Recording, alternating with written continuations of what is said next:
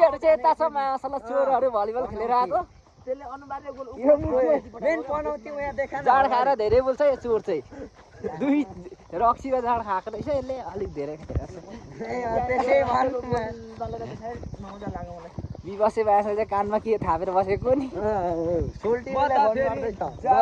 रक्सी मिङ्गा mountain beer गोरु भैँसी पहाड टाकुरा खाँदिन प्याट्टै हो झुसे प्याट्टै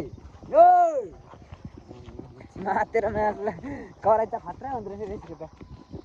यता चाहिँ हाम्रो सर हुनुहुन्छ कहाँ त्यत्रो त खाइसकिन नि मान्छे आधी नै दियो त्यहीँको केटाहरूलाई दिएर 50 रुपियाँ तिर्नु लगाएर पो आएको त के साथी हुनुको फाइदा होइन हो कि भन्दा हो त्यहाँ तिमीहरूले चटपट खाएको 50 रुपियाँ दियौ न अनि इधर उधर गर्नु मेरो यता हेरेर चाहिँ बोल्न कहाँ भित्र छेउ गरिबसेको त मलाई चाहिँ के गर्नु दिएको फोकस गरो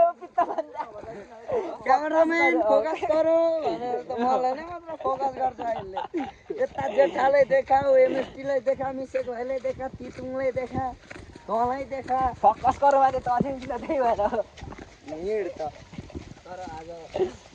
मारो अब त खोल्सा आइपुग्यो कालो देखिन्छ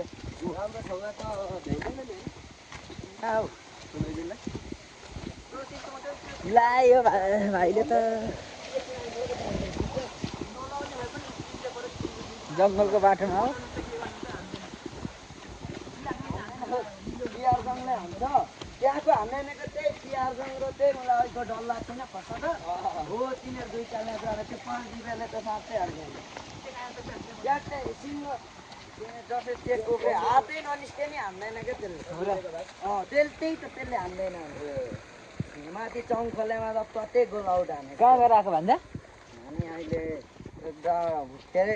एक कुबे होइन जेठा एक कुबे भलिबल खेल्नु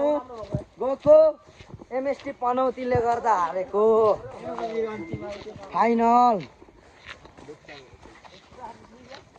नबाल्न एकछिन मार्न यहाँ त कालो देखिन्छ जङ्गलको बाटो छ यस्तो जङ्गलको बाटो समरे चाहिँ कोसँग गयो बाइकमा गयो